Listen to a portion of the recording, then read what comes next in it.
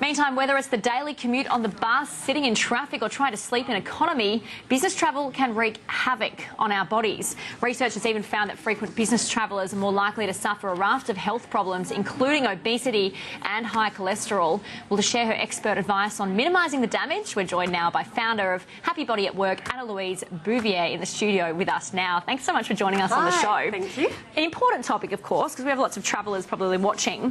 For frequent flyers, first up, what do you look for in luggage when you're choosing what to take? Oh, well, it's interesting. I was flying yesterday and I thought it was really interesting when you look at the magazines, you know, it's all about how light you can make your luggage, and that's certainly a really big part of it. It's about weight. It's really interesting. The more I travel now, I kind of practically weigh every single thing that I've got. I think, though, the most important thing is that if you're carrying your laptop or laptop bags and things like that, the best thing to do is actually get an elongated strap so you can carry it across your body, because the more you carry it on one shoulder, the more there's these nerves that go from your neck. In fact, I brought my little spine here.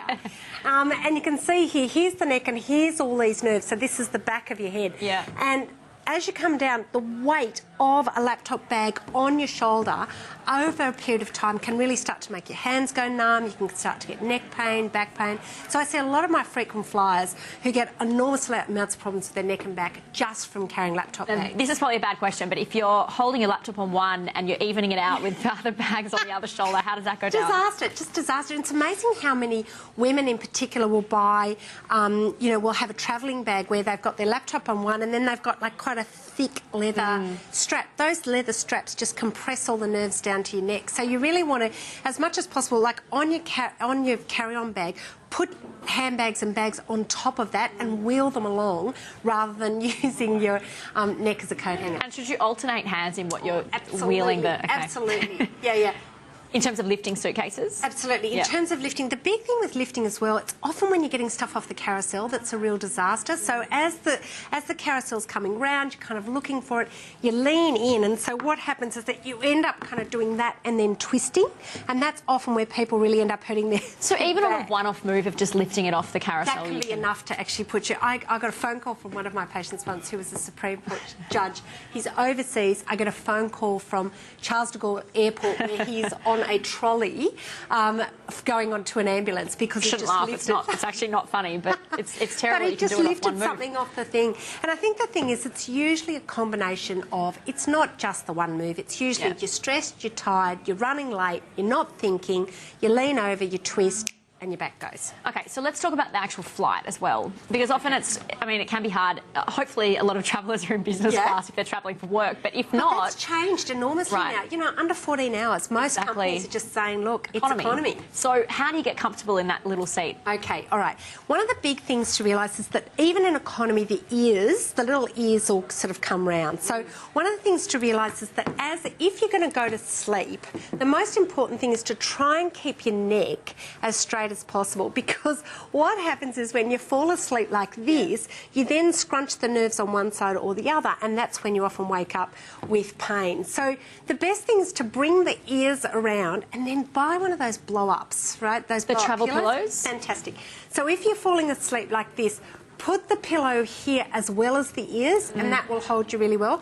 Or if you're in a long trip and you really like to sleep sideways, turn the pillow sideways so that actually holds you, and use the pillow that they give you to rest your arms on, because often the reason you can't sleep is because your arms are dragging down. Right. So putting something a little bit bigger on top of your tummy or sideways is really, really comfortable. So utilise anything they give you in economy, basically. Anything they give you, that's right. Roll up your blanket, that's another kind of really good thing. And sometimes as well, like for some men, the big problem is that their legs are too long. But for a lot of girls, your legs are kind of too short to be comfortable, so often just putting your handbag or a rucksack or something on the floor and putting your feet on top of it really helps. What about exercise during flights? Should you be getting up, moving around? Yeah, absolutely. I think, look, I always book the aisle seats for exactly that reason. Yeah. Like if you go and you've booked the, you know, you're in, it's harder for you to get out. So book an aisle seat, get out, go to the loo, and when you're there, go up and down on your toes. That's one of the sort of strongest things that you can do to keep your circulation going really well.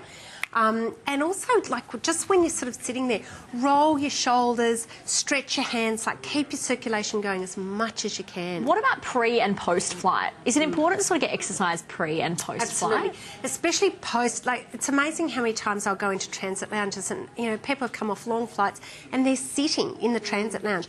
As much as possible, you want to move. If you can get some kind of exercise in before the flight, you often find that you sleep better. So a bit of huff and puff exercise before the flight, but also at the end of the flight, anywhere you get off, if you can just try and do a little bit of walk in fresh air, it makes an enormous difference to how you're feeling. Lots of good advice there. Anna-Louise Bouvier, thanks so much for joining us. Thank you. Founder there of Happy Body at